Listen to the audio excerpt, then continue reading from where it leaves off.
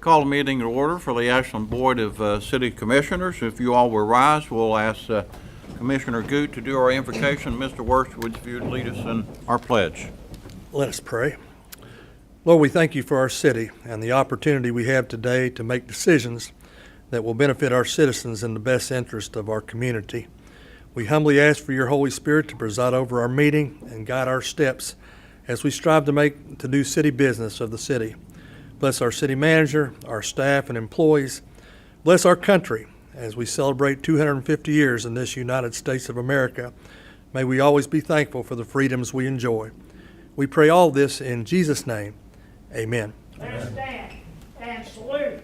I pledge allegiance to the flag of the United States of America and to the republic for which it stands, one nation, under God, indivisible, with liberty and justice for all. It's hard to keep up. Thank you, Commissioner Goot and Mr. Wirtz.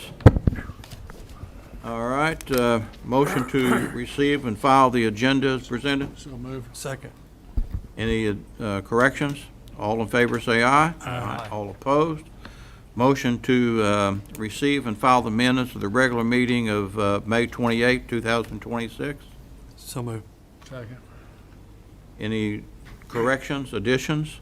All in favor say aye. Aye. Aye. All opposed? We'll move into our mayor and commissioners' comments. Commissioner Martin, we'll start with you today. All right. Two things that I wanted to mention. First of all, we had I thought just a wonderful evening last Friday, the Juneteenth celebration. I think we owe a special thanks to Daryl Smith with the Black History Museum and Audra Thomas, Ashland for Change, and all the volunteers. It was a really nice event. And everybody was down there at one time or another, and I thought it went very well. Second thing, we're experiencing our community in lesser degrees from time to time, but Commissioner Goot received a complaint from mall management about some trash and stuff around the flood wall as you go underneath, not the flood wall, the viaduct wall, as you go underneath 23, and the commissioners were down there. But I wanted to thank Commissioner Goot for referring it on to Chief Kelly and Chief Kelly's prompt response, and Streets, Dave Travis and Sean Murray, Public Works, got in there the next day with machines to clean the mess up. We got to recognize it's a double-edged sword. These folks, nobody's saying that any of this is going to go away and homelessness is going to continue. But we also have to be concerned about the appearance of our community and the effect it has on some of the properties that people have in town and how they get trashed and vandalized. Our police officers and our public works folks, when they're out in the community, look for these things so that we can deal with them as they exist. And it's not a pleasant thing to deal with, but it's our community, and it's not going to go away, and we really need to deal with it. And I thank you, Commissioner Goot, for your prompt response. Appreciate that. Recognizing that. Yeah, I've actually noticed that it's already starting to come back. It calms down, then it seems to flare up. But we've got a number of vacant buildings and stuff that obviously are being abused. And we need to be aware. I mean, nobody wants to criminalize anything, but folks that are dealing with this stuff, it needs to stop. Let's just switch over here. We'll do to Commissioner Reimer. Well, I want to welcome everybody for attending today. I want to echo the sentiments of Commissioner Martin. Commissioner Martin and I actually showed up down there to take a look at the site of the dumping and the debris, and it was fairly vast. Yeah. The information or the stuff that was there. And we appreciate Commissioner Goot sharing that and passing that along, and our staff for getting that cleaned up and moved out of there. I think I mentioned last meeting about the attendance at our Dawson Pool. It's been great attendance this year. I would like to bring up to this board maybe a new business about potentially offering free swimming or free entry on July 4th as part of the 4th of July celebration, if that's something that we may be able to do or to look at doing. But that's all I have today. Well, thank you. All right, Commissioner Reimer, or Renfro? My points have already been taken, so I'll save some time for later on. Sure. I might mention, kudos to Barry Adkins and the street crew and water distribution for the work they're doing out on Oakview Road.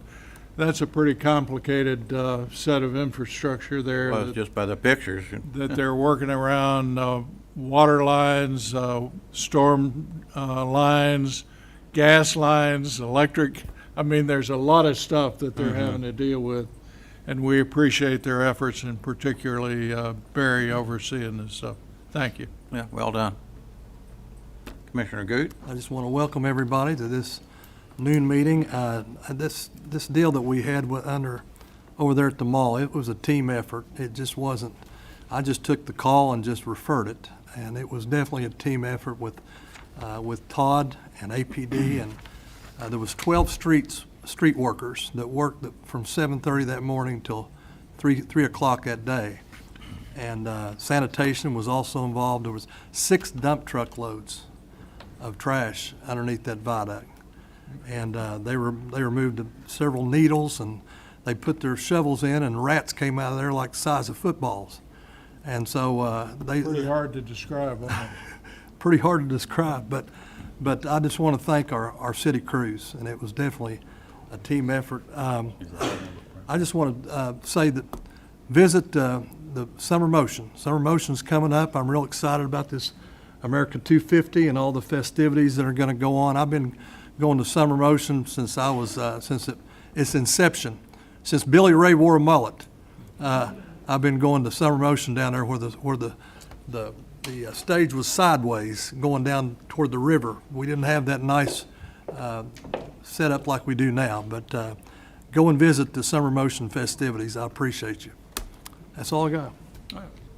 A couple things. I do want to congratulate Pete Fraley again for being named as the Elk Sports Day honoree for 2026. It was a nice event, and congratulations to him. You all have mentioned several of the things that are going on.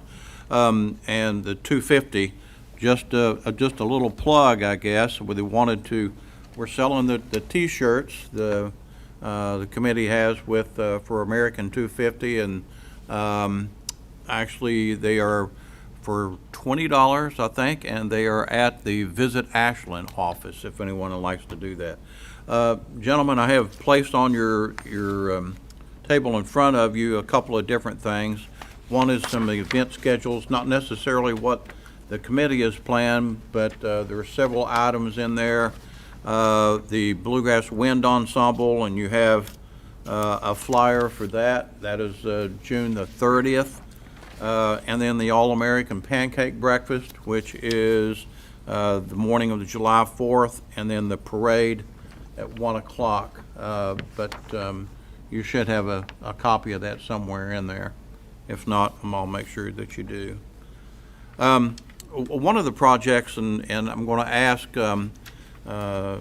Suman to come up. He is the CEO for Members' Choice, about a project that I pitched to him, and if you want to come up, and if you can put up the information.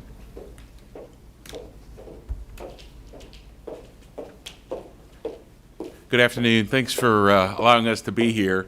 What the mayor's putting up there is a little project. This is Madison Gleam. She is our marketing guru over at Members' Choice, and I think she's got a copy for each of you. But we had run across a coloring book for kids that some various cities had used over the country with the history of their city. And the mayor thought it might be a very good idea to have something like this for the city of Ashland.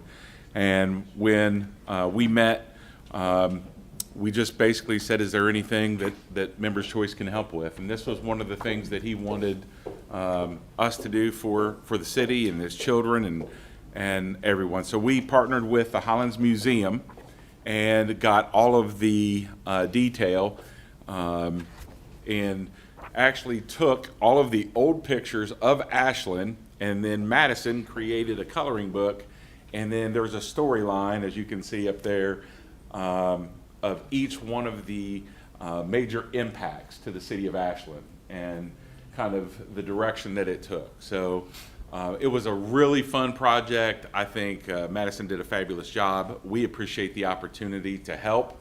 I certainly learned a lot more about Ashland. I knew that they were called, I always thought the Indian Mounds, but it's the Adena Mounds. So something that you learn new as you go through this. But it touches basically every major piece of Ashland, including our Highlands Museum there and much more. So we hope that you all enjoy it and appreciate that opportunity. And so how are you going to distribute this?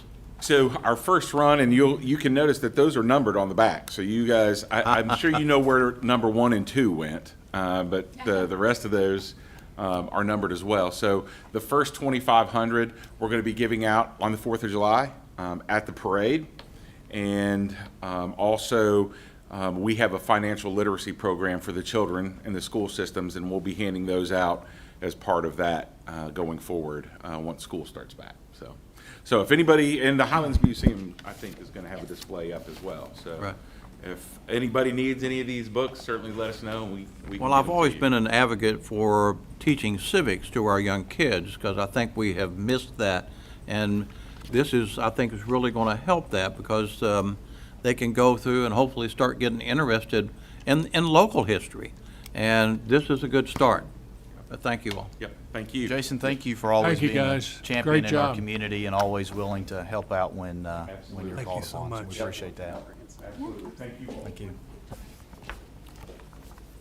All right. Before we go on, Mayor, I looked at this coloring book, and I looked there in the First Presbyterian Church. It's like the 3rd page right here.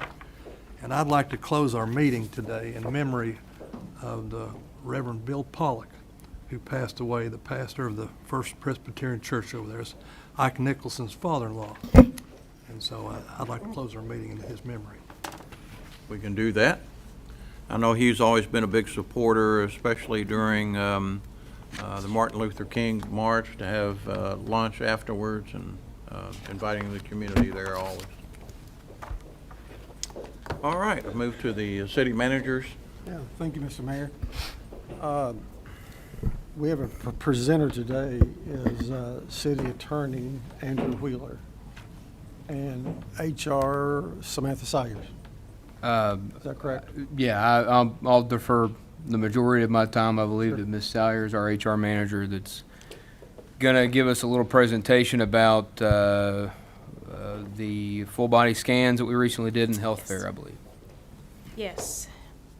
Good afternoon, Mayor and Commissioners. It's a brief, I'm not going to keep much of your time, but I just wanted to kind of give you an update. We had our annual employee health fair on May 28th, and we had a good turnout. We had approximately 70-ish employees in attendance. But on that day, we have the local UK King's Daughters staff, their mobile units. We have local banking, so we have Members' Choice was set up, the credit unions were set up, the YMCA was set up, Kentucky Deferred Comp.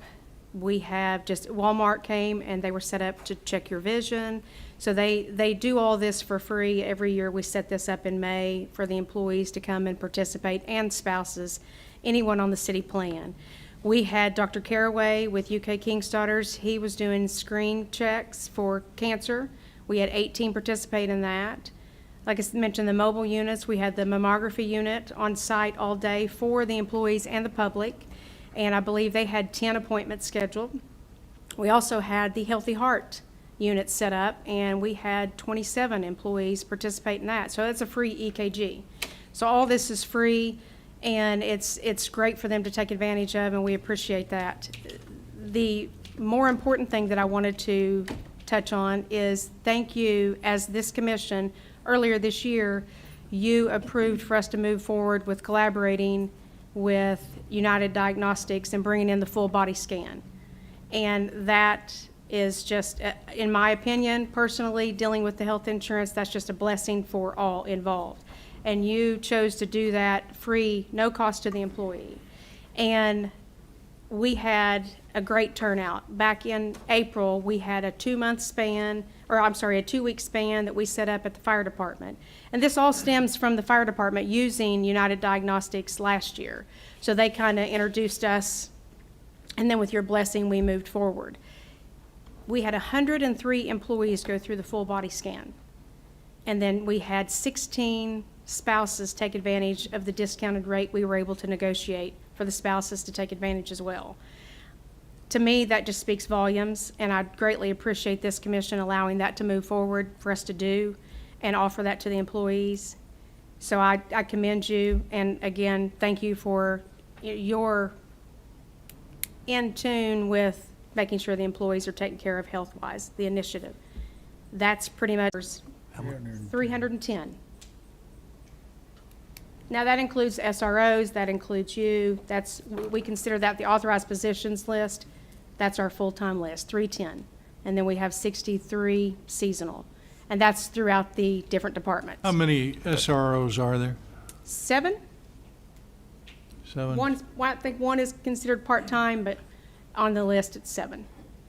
With the 310, how does that compare to years past? We're down, probably, my guess would be about 20. And we used to run 323, 330, somewhere around in there. So just throwing those numbers out, we're probably down around 20. Okay. But there are some available positions, obviously, that, fire, police, there's What was continuous consolidation processes. and stuff that taken effect? Okay. But yes, I think everything's running smoothly from my standpoint from HR, but are there any questions that you can think of for me? Good There's job. numbers, I threw numbers at you. Thanks for all your work, Sam. Yeah. Doing a great problem. job, Samantha, thank And you. the one thing that Absolutely. really found out was some of the supervisors who were thought not to have hearts was actually found that was just a rumor. You know what? And they will check your heart. Yeah. I'm a testament to that because I had the full body scan and it's still pumping. So I'm good. I wasn't necessarily Better hope. talking about you, but, Thank you. Appreciate you. Appreciate Samantha's taking that on, and Mandy Evans' help with that too, getting those set up. Appreciate UK King's Daughters coming over for the health fair and participating in that, and really appreciate the fire union bringing up the full body scans to us in the negotiation process of the last union contract. That's the origination of that. I won't go into specifics, obviously, but it's a really, really good way for early detection of degenerative conditions, especially for our firefighters and first responders that deal with hazardous material at times. Health fairs, same thing. So these are really, really good programs that I would strongly recommend we consider continuing, because that early detection can not only help the employee, but it also helps with costs later on when you're dealing with a self-insured employee base like what we've got. So, and other than that, that's all I've got to share right now. Happy to take any questions about legal or HR that you may have. Joe? Anything else? Sir, Mr. Grubb? I'm good, thank you. All right, we'll move on to our public participation. This is an opportunity for anyone would like to address. Allowed 5 minutes, and you're good to go with the green. Got 30 seconds with the yellow light, and done when you're in the red. If you'll stand and come to the podium, state your name and your address. Cheryl Spriggs, 2816 Cumberland Avenue, and I'm the director at the Ashland Senior Center. First of all, I want to thank you all for your support with an increase in CDBG operating funds this year, and also for a new roof that we'll be getting. You know, we've been there since 1971. I think we're the oldest senior center in both counties.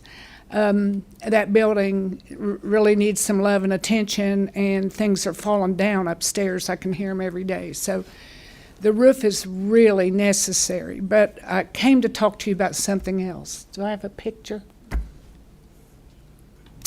I want you to meet Bobby.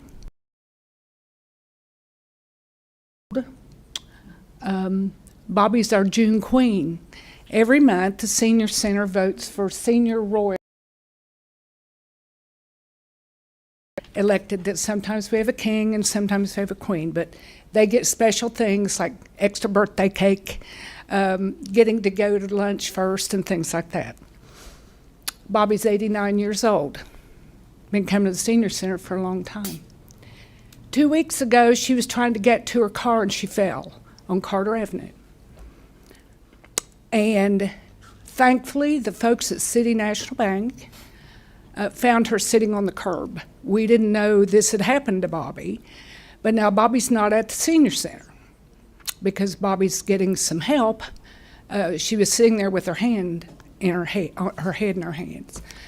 Our seniors, as you all know probably, falling is the #1 issue with senior mortality and injury. It's always the women who fall. The men at the Senior Center never fall. But this situation needs to be addressed. I've talked to each one of you about this in passing, and so I want to talk to you today about some possibilities. I need you all to put your brain power together and help my seniors. These folks have worked hard all their life, been productive members of the community, and this is their place to come. There's only social contact they have. And for some, it's the only hot meal, healthy meal they have. So, when I came in this morning, there's 11 parking places on both sides of the street from the alley to Carter Avenue. Every one of them were empty this morning. Every one of them were empty when I left. We never had a problem before this new parking situation. Now they can't find places to park. Some don't even bother to come anymore. But we can't have our seniors, some of them they have back issues, knee issues, and so they cannot walk. They can't use the parking garage. Somebody suggested that's a joke. They cannot use the parking garage. So I want to talk to you about some possibilities. One is just exempt that part of 15th Street on Monday, Wednesday, and Friday for Senior Center parking only on Monday, Wednesday, and Friday, 9 to 2. Second, somebody said that we counterfeited these, and can't be true. They were made in 2017, but this allowed them to use these to park. Some people now just come for 2 hours and leave. They don't stay the whole day. They time it so they come and eat and then leave. So they don't play to have any kind of stay to have any kind of interaction with their fellow senior citizens there. So I don't understand. You've all been really, really good to the Senior Center. This seems to me to be a simple solution. And I hope that you will do something to fix this. You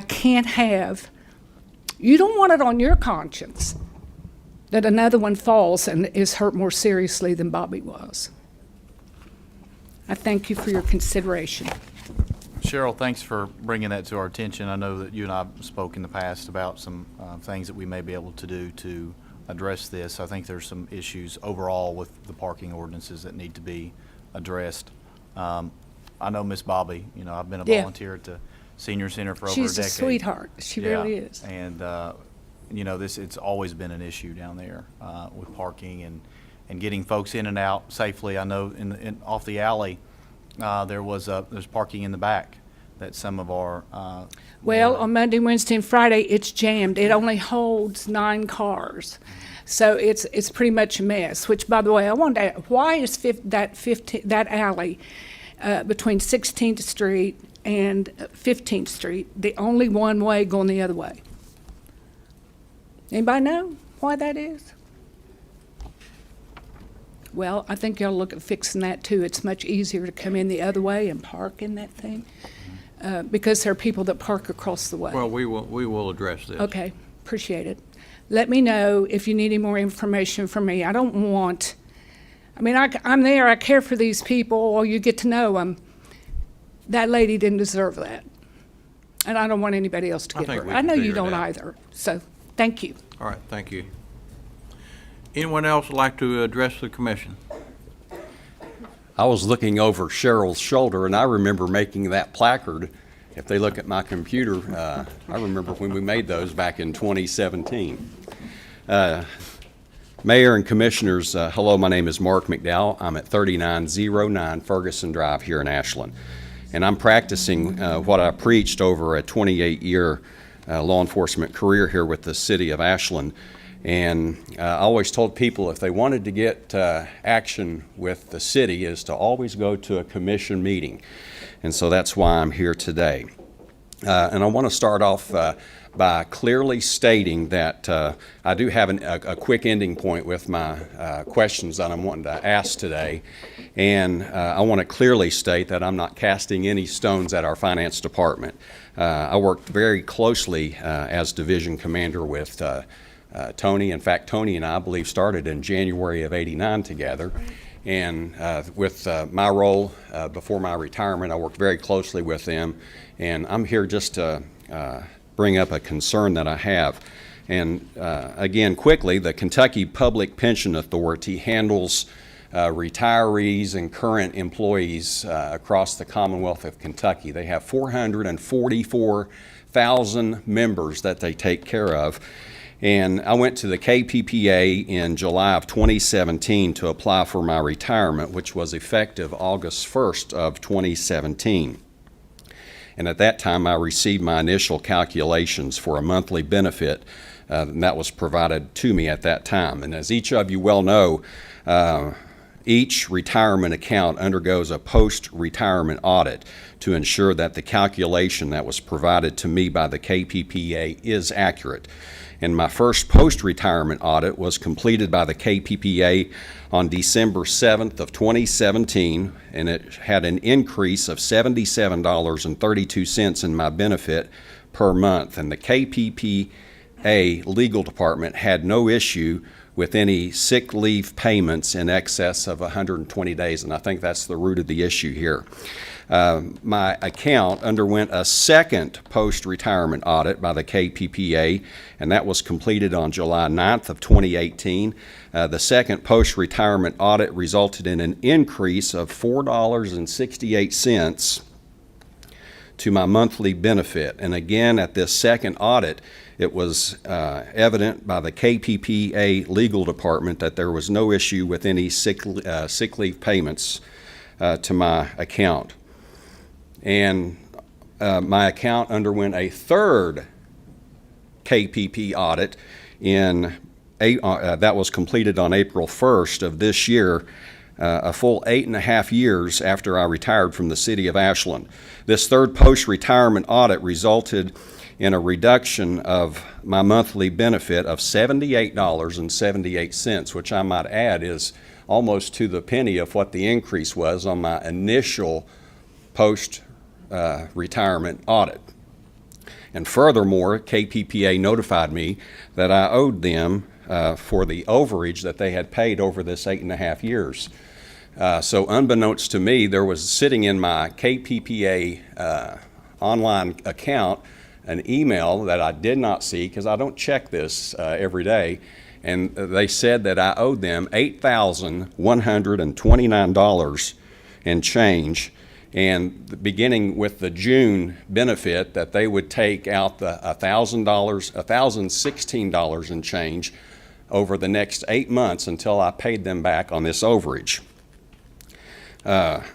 starting with this month. And that's when I noticed and started looking closely of the discrepancy.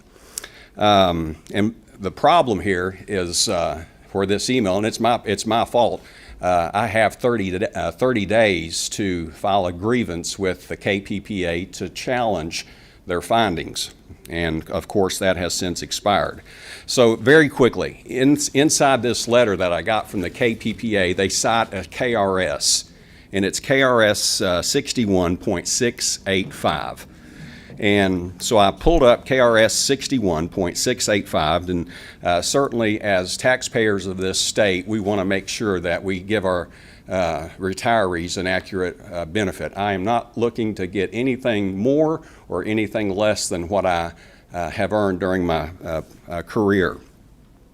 One thing that was noted in this statute was the ability of the KPPA to conduct the post-retirement audit to make sure that it's accurate. And I want to note that in this statute, 61.685, subsection 3, subsection B, it states a person shall be liable under this subsection if he or she knowingly, and it goes into 4 situations where a person can be charged for that, and I'm hurrying very quickly, can be charged or have to pay back that money. And it deals with fraud or misrepresentation of your funds or any material false statements. And that's not the case on the part of the city finance department, but there's a legal head in Frankfurt saying that that we owe them that money, the back money, which I think is an exorbitant amount.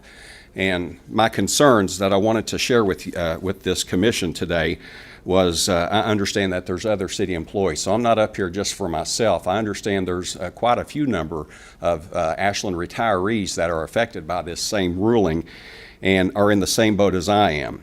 One happens to be sitting up here. Yes.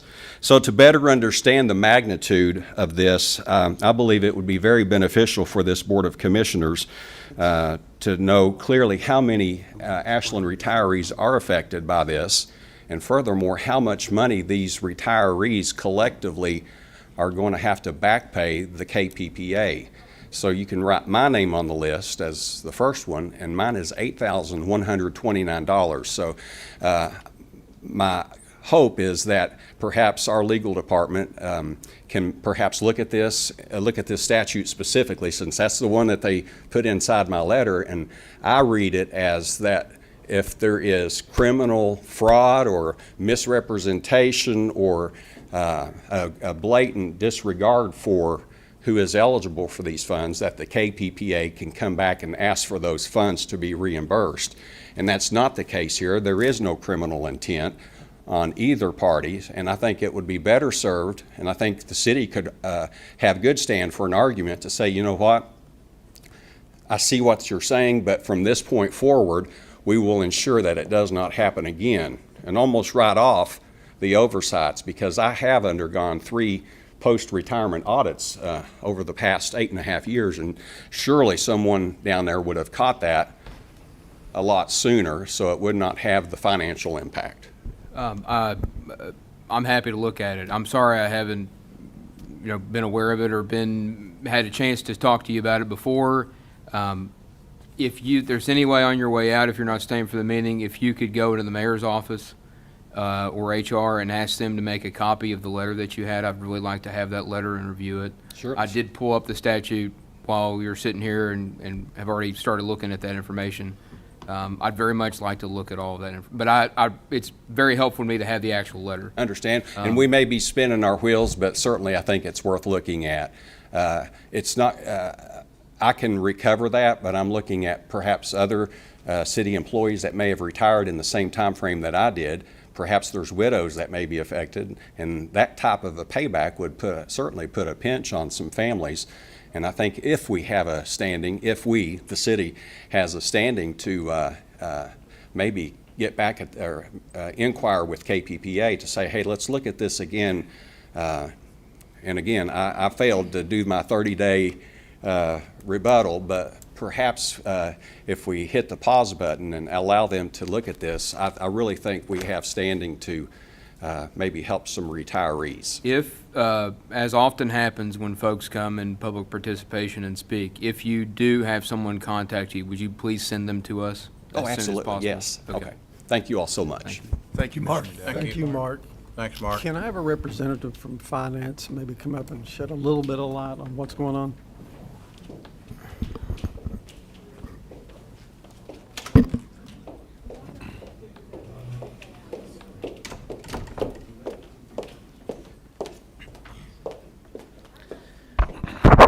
Kentucky Retirement has determined that the sick leave wages above 120 days are not applicable to retirement wages. So they caught this in a pension spiking case where they were questioning employees' wages and pension spiking. They determined that, and they went back to, I think it was the first year we did it, and they refunded all the retirement contributions to the employees and the retirement money back to the city. We tried on numerous occasions Michelle Daniels because when we first initiated the program, they said that it was retirement eligible, but they have since changed their determination on that. You're talking about the 120 days, correct? Yes. Also, there is a big difference. There may be 20 or 30 that retired. The majority of them are active. There's a big difference in the amount of money between a hazardous employee and a non-hazardous. I talked to a non-hazardous employee yesterday. His is $20 a month that they changed his retirement. But they are making them pay it back in I think 6 months period. This is on accumulated sick leave at retirement? Is accumulated sick leave. It's the program that we did over 120 days. We'll pay you for a certain percentage of your sick leave to encourage, I think we've saved a lot of money and encourage people to actually come to work with it. And we've reduced sick leave usage, which we've reduced overtime pay. That program is what they said is not attributable to When was retirement. that program started? Thinking 1987? No, it's No. about 2015 maybe. Yeah, it's been recent. I vaguely When we started remember getting- something about it, Yeah. but I couldn't remember the Yeah. time So frame. on the buyback, you're saying that the payment of the additional hours over 120 days or over the 960 hours is a non-pensionable wage? Yes. And they have refunded money, which we have refunded, but they've not refunded them to all employees yet. I think they've hit about 50% of them. Okay. I've talked to maybe 5 retirees. Okay, Thank you. Thank you, Mr. Davis. Thank you. thank you. All right, any other would like to address the commission? Yes, sir, if you'll state your name and your address. Jeremy Wright, sorry, didn't expect it. Give 2642. your hat, sir. I'm sorry. Thank you. 2642 Seminole Avenue, Ashland, Kentucky. First off, I didn't expect to speak today. I'm just here in support mainly for the Paramount, but I thought I'd go ahead and chat about a couple concerns I had. I appreciate you giving me the time to do so, and I would love to at a different time maybe be able to sit down and discuss some concerns and ideas for the city of Ashland that I have. So I'm the CEO and partner owner of Ashland Investment Group.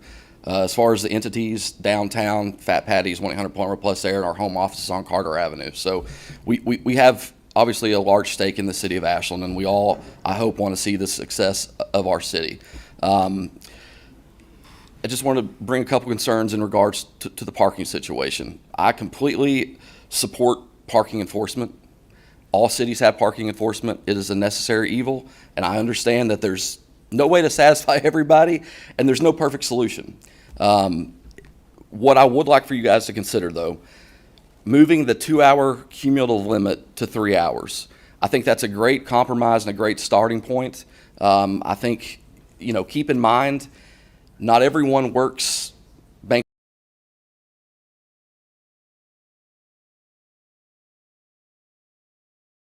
They're off on Monday, they're off on Tuesday, and to ride done, drive over to my restaurant and eat lunch and drive down, those things do happen. People do spend more than 2 hours at a time from 8 to 4 in the city. And I can honestly tell you right now, it has affected my sales and business. People do mention, I didn't go to Fat Patty's, I'm afraid to get a parking ticket. Remember guys, we're in Eastern Kentucky, okay? We're in a slow environment. When people come downtown and they see, I lived in Northern Kentucky around Cincinnati for 15 years. I understand what makes a big city successful, okay? My dad's from New York. I spent a lot of time in big cities. I've traveled a lot. I would love to chat with you guys with some ideas, but right now what we have as far as parking, it needs change, guys. It just does. It's not an argument. It's not a pick. I'm not trying to come at you guys in any certain way. I wish you all would maybe conversate with some of the downtown business owners a little more before large decisions are taken. My group has, 17 restaurants across Kentucky, 4 grocery stores, and a plumbing company. I think we understand what it takes to make a business successful, and I think we can add to the downtown city environment if you guys would open up your ear and allow all of us business owners to speak and take those things into consideration. Like I said, this is 100% impromptu. I had no plan to speak. I would love to sit down with you guys and have a structured meeting at some point. If you guys would grant me that, I would greatly appreciate that, because I think we can all come together and bring the city to where it needs to be. I think we've seen a lot of progress. I think we're seeing a lot of progress. I'm very excited for that. Negativity doesn't get us anywhere, so let's work together and see what we can come up with. So appreciate your all's time. Thank you. Mr. Wright, I appreciate you speaking today. My phone number's out there in the universe for any and everybody. Love to sit down and meet with you. Yeah, absolutely. Anytime you'd like to. I can come to your business and we can have lunch or we can come here in the city building and talk about For some sure. concerns Yep. you may have. I frequent your business. Hey, I appreciate that. Love to have a conversation with you. Okay, great. Gentlemen, take Thank care. you. Have a good afternoon. Amanda. All right, anyone else like to address the commission?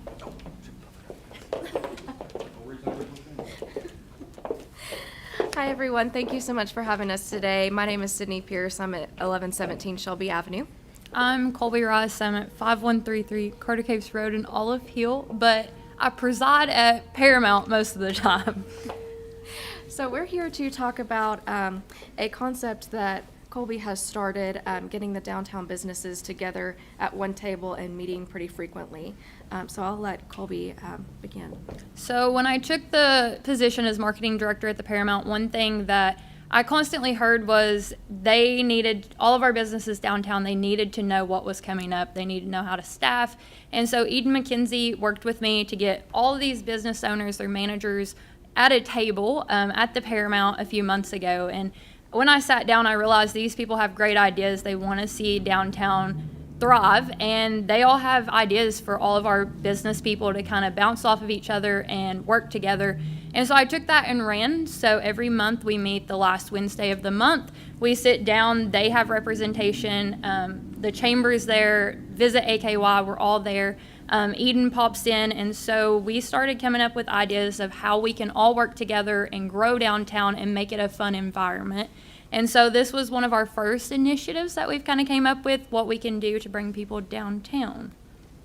So the project is called Winchester Nights, and the idea is that all downtown businesses work together to bring a live music experience to participants. So we have set the date for July 24th, and the idea is that you start on either side of Winchester and kind of work your way down. There's going to be live music at different businesses and establishments, and then all of the businesses have come up with different deals and promotions and special things just to drive traffic downtown and make it a fun evening. So it's going to be from 6 to 9. And we did want to emphasize that parking is free during those times, just so we can drive people. They're not going to worry that they might get a ticket if they're not downtown. So I'll let Colby kind of take it from here. This idea is kind of, once we talked about this idea yesterday in our meeting, we've had a few other people like Identity Salon. They have some boutiques that they want to also bring up to Winchester Avenue. And so we're reaching out to all these businesses. Each one will have live music. So we're bouncing different genres. So it'll start at the Paramount and the Highlands at 6 p.m. And then you can slowly move on down Winchester Avenue and hop in all of our businesses. And then I'll let Sydney take over kind of the social strategy about how we're going to promote downtown Ashland. So I'm with the Chamber of Commerce, and a big idea of ours is just to collaborate with our social strategies. So Fat Patties will post about it, Tuscan Prime, all these businesses who are involved, and then of course the Chamber is going to blast out some things too. And one of our exciting ideas is we want to kind of create a sense of FOMO, fear of missing out, right? So we're going to be taking an active part during the event, going live from these different locations on our Facebook accounts, and just have a unified front when it comes to our social media strategy. That way we can bring more attention and hopefully make this a staple event in the future. If you guys were at First Friday this month, the atmosphere was insane. There was people everywhere. It was fun. It was encouraging for all of our businesses. So we just want to keep that going month to month and be able to lead on past First Friday. And so with this, we're going to have a passport experience. Each business will have a stack of these passports we'll have them printed out. And you go around, and every business you visit and you spend time at, you'll get a stamp. And then they will be able to put it in a box. We'll do some drawings, and all of our businesses will be donating gift cards, gift baskets, and things like that to just get these people out in downtown. But we are putting in to open the EDC. So we sent some information in today. We're wanting to open it up from 13th all the way down to 17th. So it would go from the Paramount down to Highlands. And we were thinking about doing chalk art.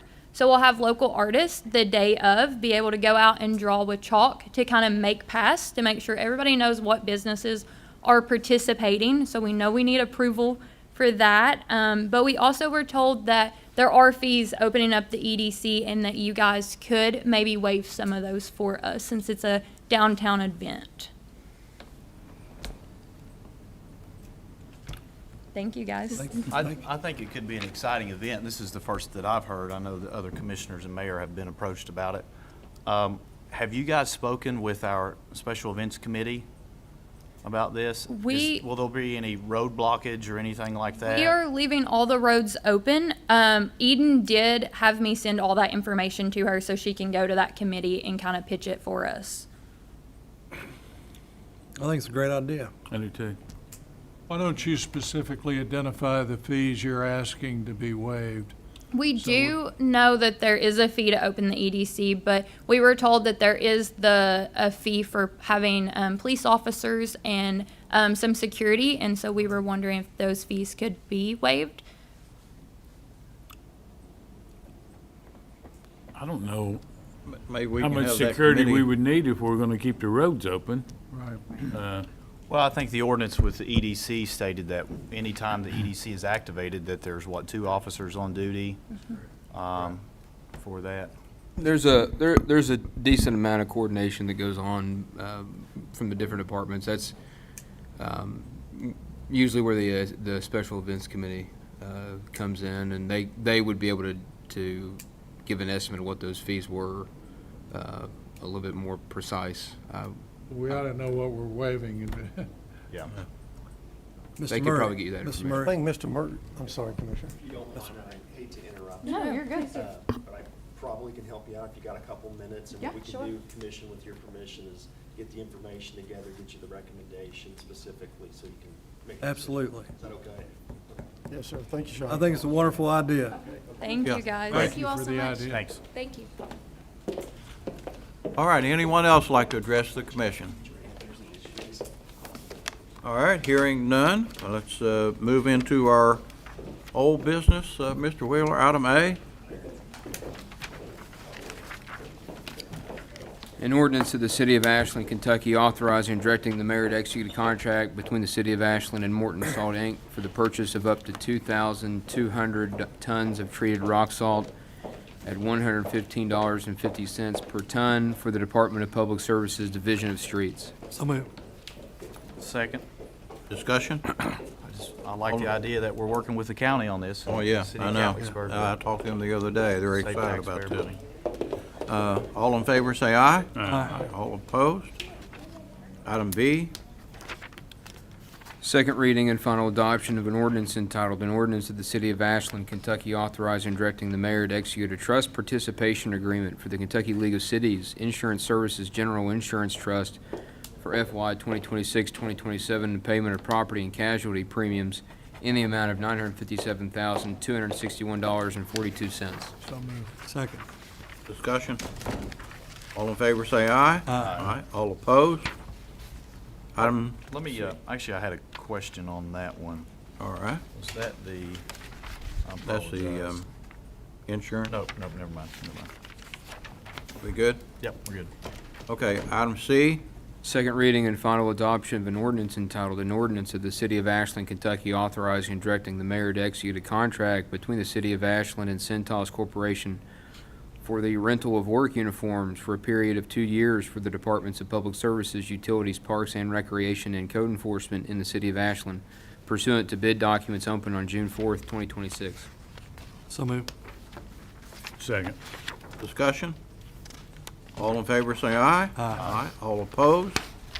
Item D, Second reading and final adoption of an ordinance entitled, "An Ordinance of the City of Ashland, Kentucky amending Ordinance Number 101, Series of 1986, as previously amended by amending Article 13, Conditional Uses, Article 14, District Regulations, and Article 15, Definitions to incorporate definitions and land use regulations related to recreational vehicles, and amending the table of permitted and conditional uses."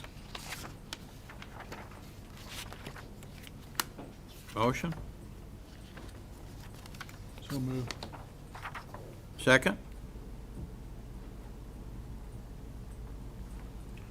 I will second it just to get some discussion on it. All right, discussion.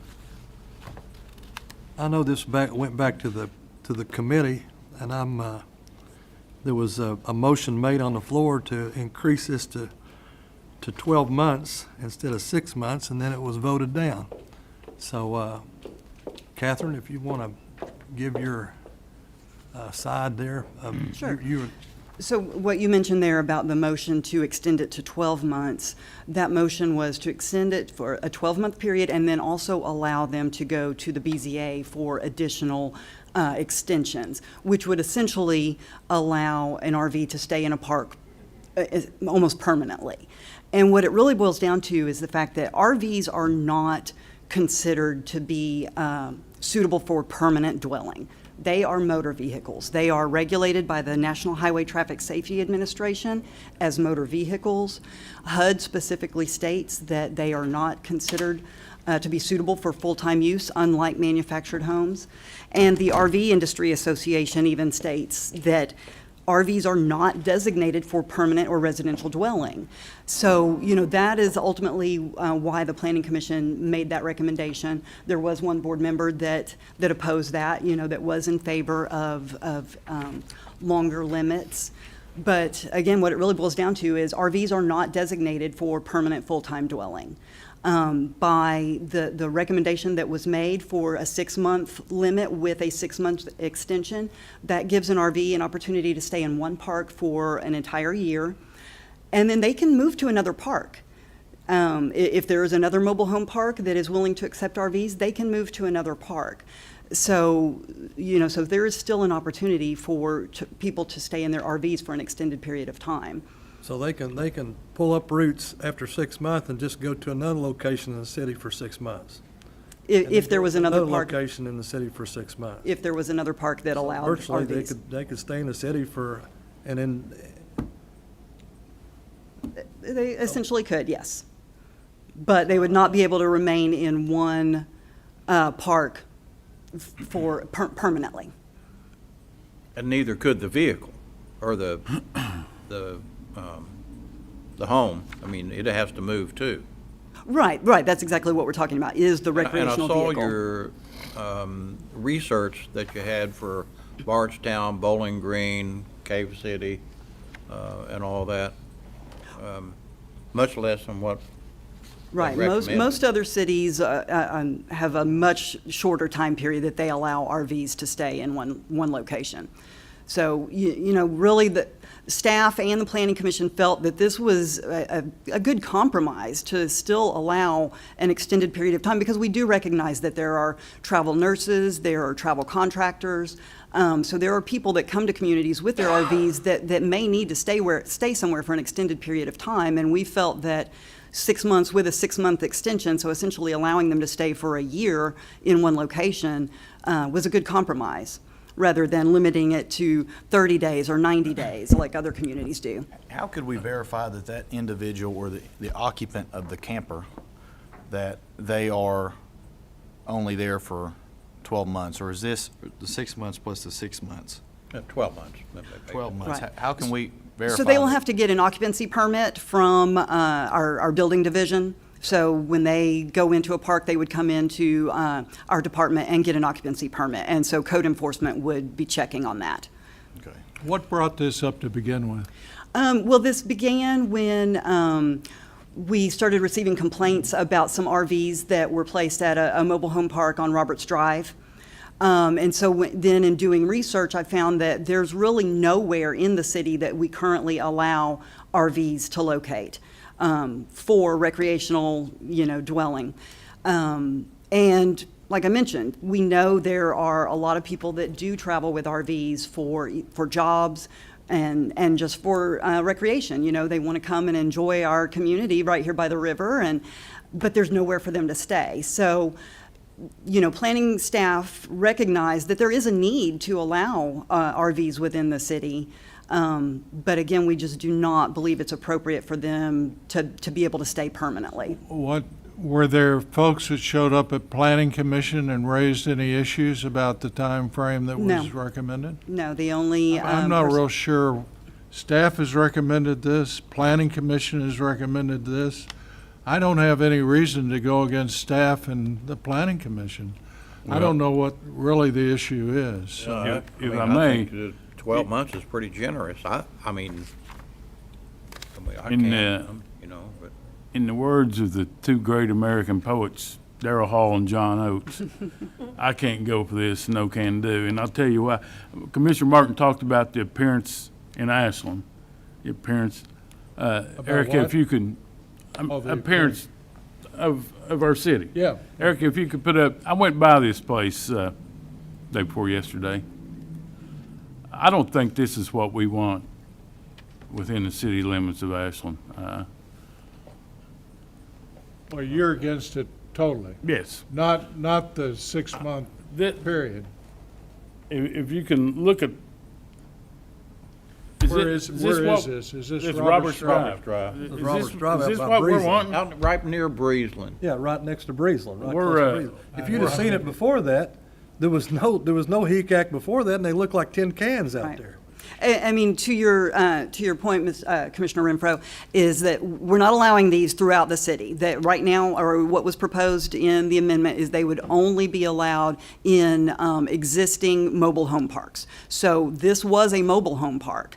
It had been, I wouldn't say vacant. There were still people living there, but it certainly in recent years was not to the level that it had been. There were quite We have tents put up here. We got a travel trailer there that's been there.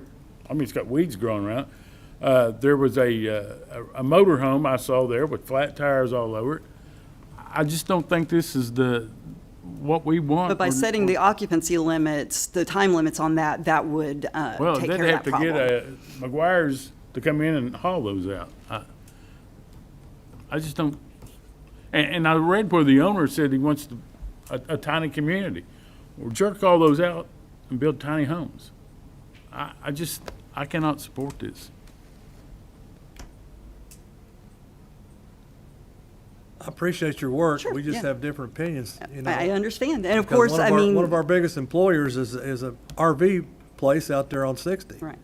I mean, James Bradley's been there for years, and And what this used to look like was terrible. It looked like Rosebud on steroids. I think about 5 years ago, there were only 2 trailers in that court, in that trailer park. Right, like I said, in recent years, there have not been very many trailers or mobile homes left in the park, but it is still considered an active mobile home park. Yeah, I know that the owners have done a lot of work there. They've done a lot of sewer and electrical and a lot of work. Are there any other locations in this city that this would be allowed?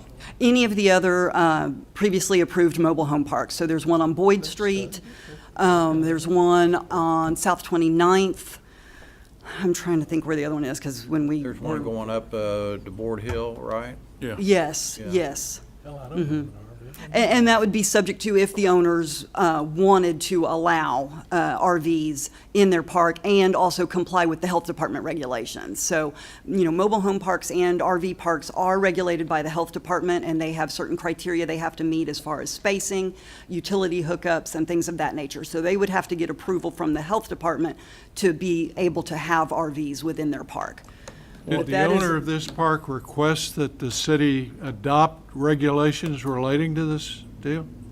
Not really. I'm just asking. No, I'm trying to wrap my head around what this is all about. They did not submit a request asking for this. They had received code enforcement violations for placing RVs in the city where it was currently not allowed. Okay. And then just our staff in... So it was code enforcement that cited some folks and that kind of... Got the ball rolling, exactly. Okay, gotcha.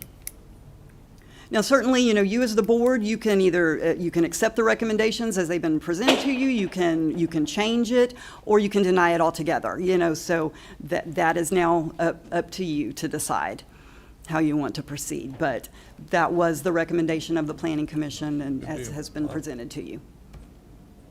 Okay, I'll make a motion, we receive it just like it is. There's a motion on the Okay. board. What's the motion for? Call for the vote. Why don't you do a roll call so we're sure what the vote is? All right, we can do a roll call on the city clerk. Commissioner Goode, Yes. Commissioner Martin, Yes. Commissioner Reimer, No. Commissioner Renfro, No. Mayor Charles. Yes.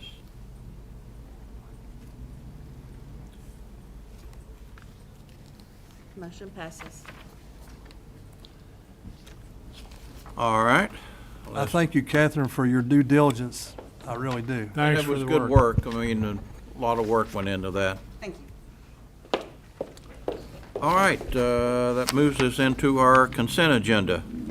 A resolution of the City of Ashland, Kentucky adopting, authorizing, and approving the course of action presented by the city manager on the items appearing on the consent agenda for the regular meeting of the Board of City Commissioners of June 25th, 2026. So moved.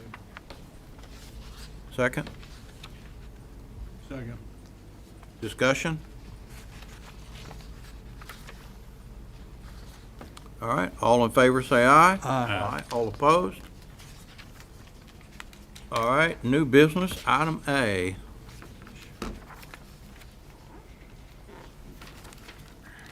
First reading and approval of an ordinance entitled, an ordinance of the City of Ashland, Kentucky authorizing and directing the mayor to execute an agreement with Ashland Community Kitchen, Inc., the subrecipient of $12,000 for operating costs for the Community Development Block Grant, CDBG.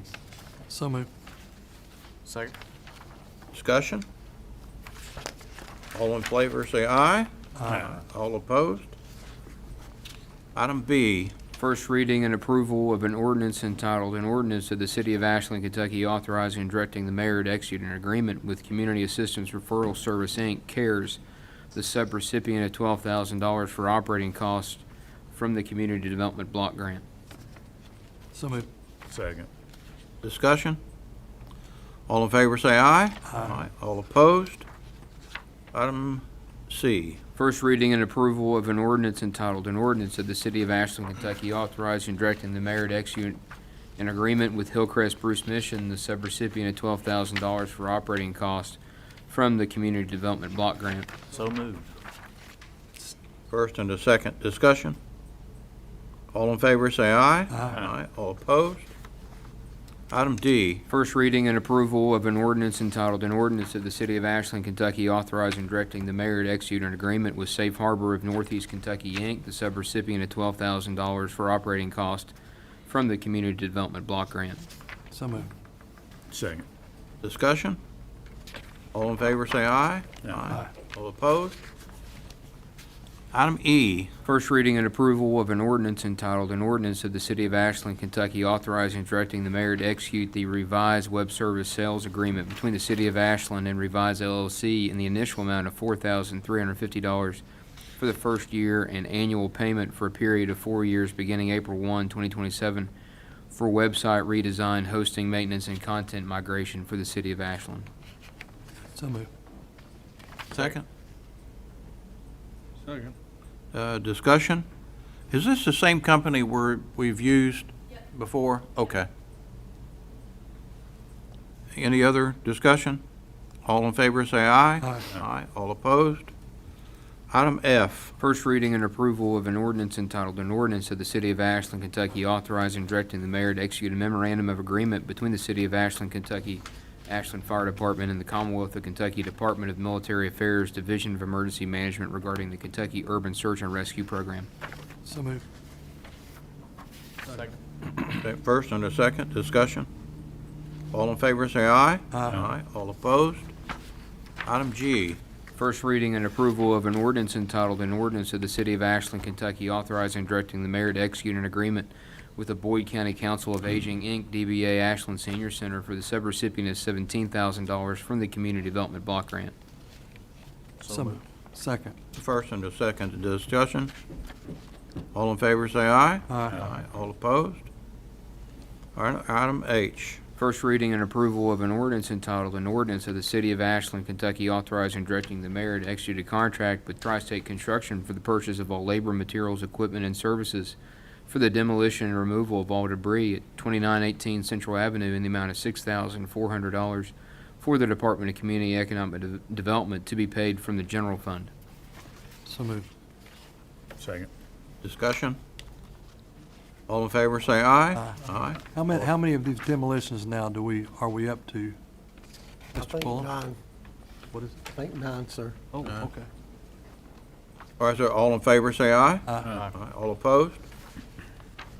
Item I, First reading and approval of an ordinance entitled, "An Ordinance of the City of Ashland, Kentucky authorizing and directing the mayor to execute a contract with Tri-State Construction for the purchase of all labor, materials, equipment, and services for the demolition and removal of all debris at 2749 Winchester Avenue in the amount of $10,900 for the Department of Community Economic Development to be paid from the general fund."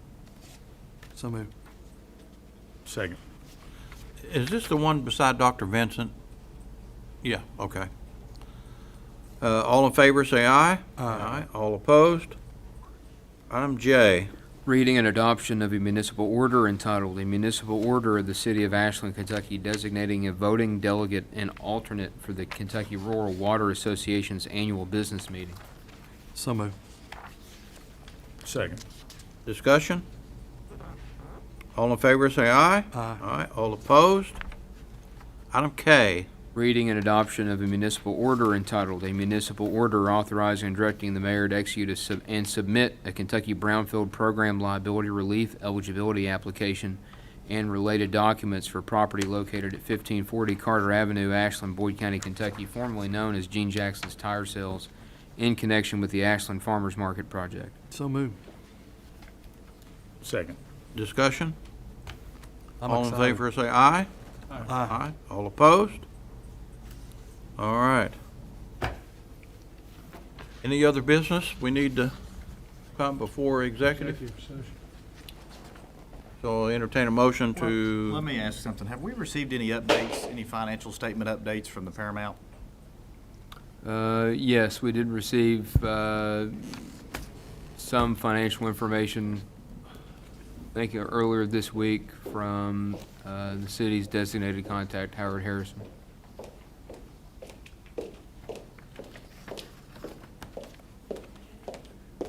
They provided us a financial statement, basically a summary of their revenues and a summary of their expenses. We are still waiting on a general ledger to show what we actually purchased. Is it hard for them to provide that? Should not be. Yeah, they would have to do the general ledger before they could get to the Yes. statements. A general ledger is basically your posting of any like checks or revenues that you received. Thank you, Michelle. And we need to do the budget. And we're gonna do that later. Checkbook and see what you wrote. All right. Oh, Any other? One carry-on item. An ordinance of the City of Ashland, Kentucky, amending Section 2 of the ordinance number 93, Series of 2025, previously amended by ordinance number 9, Series of 2026, which is commonly known and referred to as the FY 2025-2026 Budget Ordinance of the City of Ashland. So moved. Second. So that's where my question arose. The largest adjustment was the Paramount's adjustment. And I think I sent an email late last night, and you all responded really great to that. But could you explain that? They are seeking an additional budget of $750,000. Is that correct? The 750,000 is cumulative since January. Okay. We were kind of waiting for GL where we could actually put it in the proper category. But since the budget is adopted as a whole, we have to have those expenditures adopted by June 30th. They show like 184,000 in revenue, and the rest, they're 451,000 of expenses. Plus, the city's been paying the utilities, insurance, and other expenses. So all those, and we anticipate them spending 125,000 in June. That's what makes the 750. Can we request that they provide us the general ledger? And if they don't, we can hold payment? They have not asked for payment for this month or for this quarter. They told Mr. Wheeler that they had adequate cash funds, but he has requested that from them. Yeah, there's, in the operating agreement for the Paramount, it's designated in there how they are to request money, when they're to request money for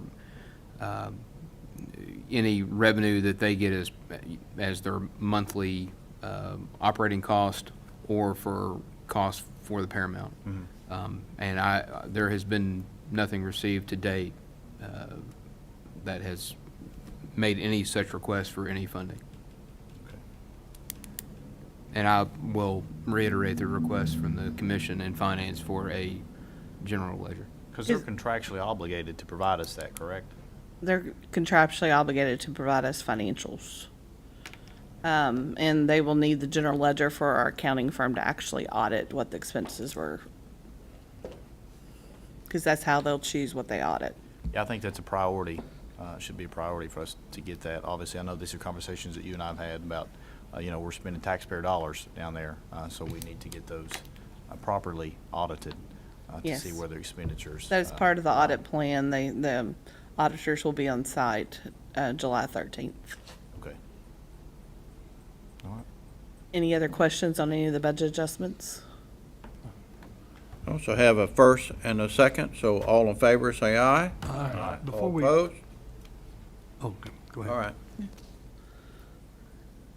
I just had an unrelated question Oh. before we go into okay. executive session. Go ahead. Could I get Andrew to, and maybe Todd, I've been approached about scooters and e-bikes. If there's any, what we could do is research that to see what other cities do. I've been approached by citizens that have had a problem with those things, just whether they go by the laws of the regular streets, They're all over my neighborhood, kids on them and. Right. and tons in my neighborhood. Believe we had recently been requested to provide some information about that. I can't remember what department or group it might have been within the city, but essentially looking at KRS, which is where we started, because you're dealing with essentially motorized or non-motorized vehicles to start with. There is a very detailed definition of scooters about it being a plank and motorized potentially versus non-motorized, and that's been in effect for some time. APD is aware of that. They understand, and their officers receive training about scooters. With respect to what other cities do differently than how the KRS treats them, I'd be happy to look at that and report back to you. I don't know the answer to that question. I just know what generally KRS says, and KRS by and large does permit them. There are some limitations, but by and large they are permitted. With bicycles or e-bikes, they're treated no differently, based on both Chief Kelly and my review, they're treated no differently than bicycles. Which, by the way, I don't necessarily agree with, but, you know, under the state of Kentucky's laws, that's generally how they're treated. And I understand that with new technologies and the development of e-bikes, they're even treated differently than, they may even be treated differently than gasoline-powered. So, and Chief Kelly can maybe detail more.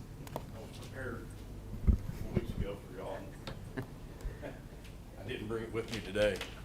Mr.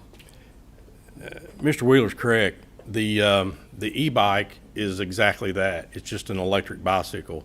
Under revised statutes, they're still a bicycle, and it is a vehicle which bicycles are needed to be ridden in the roadway.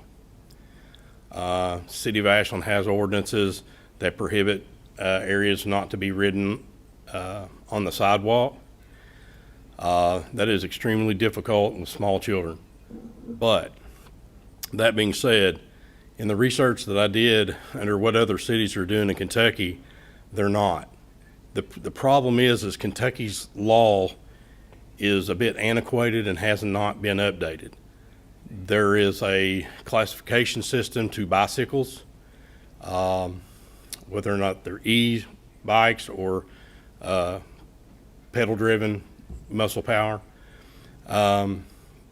Those have not been put into the law yet. Some states have, some have.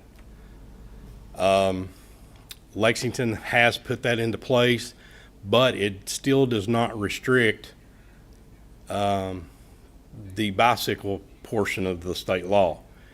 What it does, it restricts the speeds, but where you can ride them on trails, designated locations, and so forth. So right now Kentucky's caught in a rough spot, and outlawing them from the information that I've received is negative, because this is now being accepted across our country as an alternative vehicle or transportation.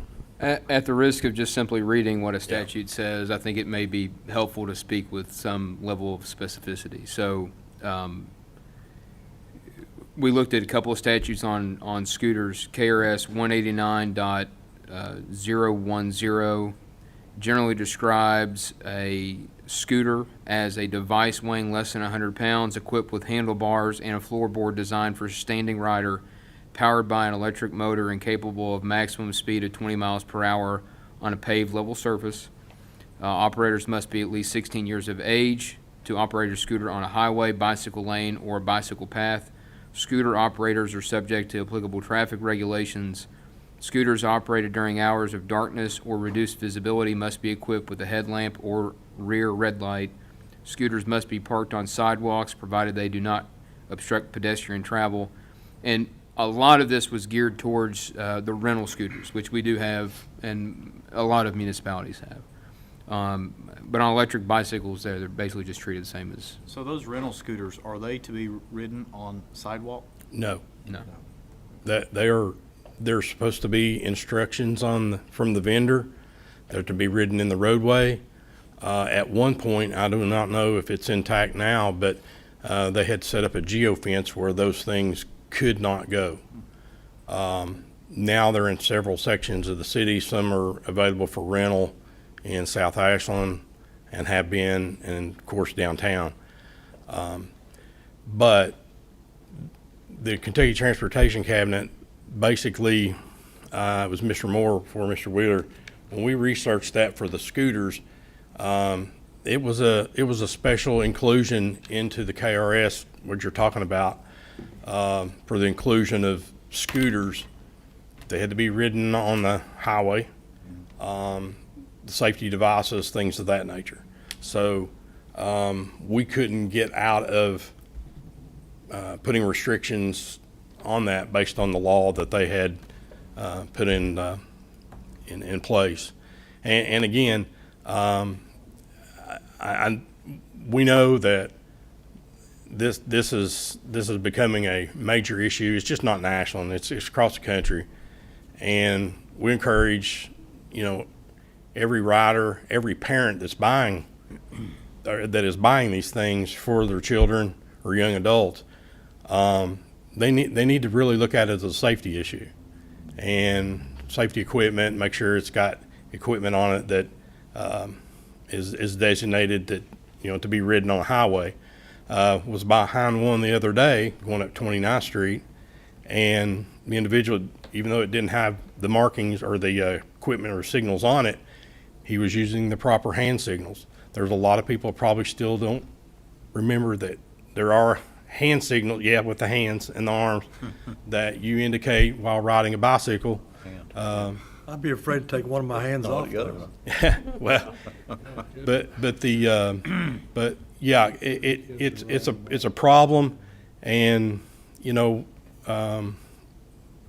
not the only ones experiencing it, and we can just get into an education process on it, in my opinion, at the beginning. But it is alternative transportation. It is green transportation, so to speak, and that's the challenges that we're faced with. Maybe we can do some training or education on social media. Oh, absolutely. We've been preparing for that. We've been kind of working on it off and on amongst our other activities of many that we got going on, but at least we can get the information out there. Maybe our transportation cabinet or highway safety partners, or even other cities that are maybe experiencing larger volumes of this, maybe in our metropolitan areas, can push for some legislation to change our law, because again, when you review the information, it is seemingly that Kentucky is behind in the thing. So even though Lexington was one of the first cities to do this, they really didn't put any restrictions. All they did was take the classifications of what a bicycle is and put it in play.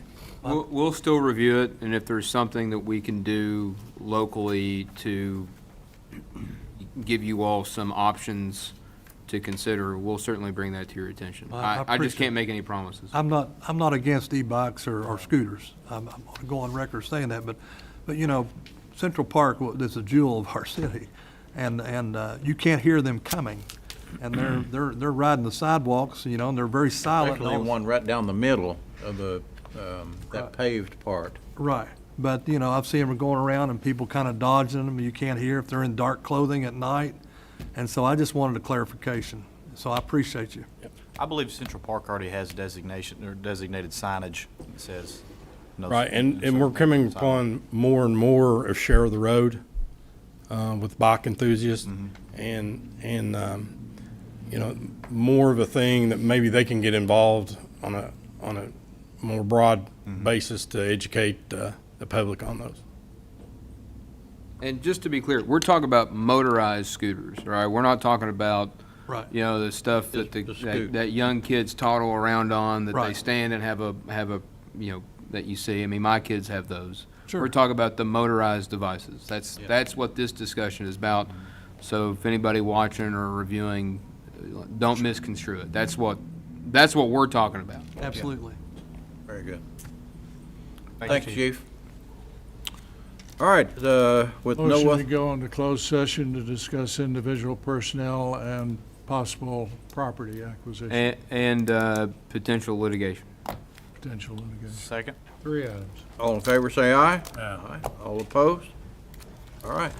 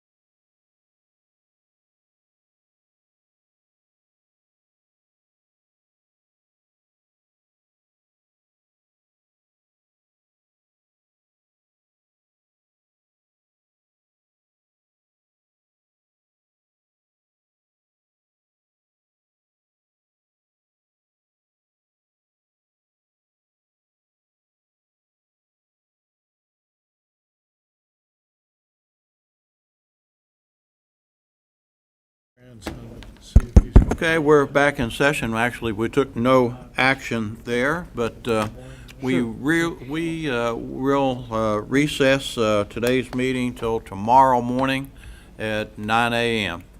We want to do that in the memory And of- we're in the memory of Reverend Bill Pollock from the First Presbyterian.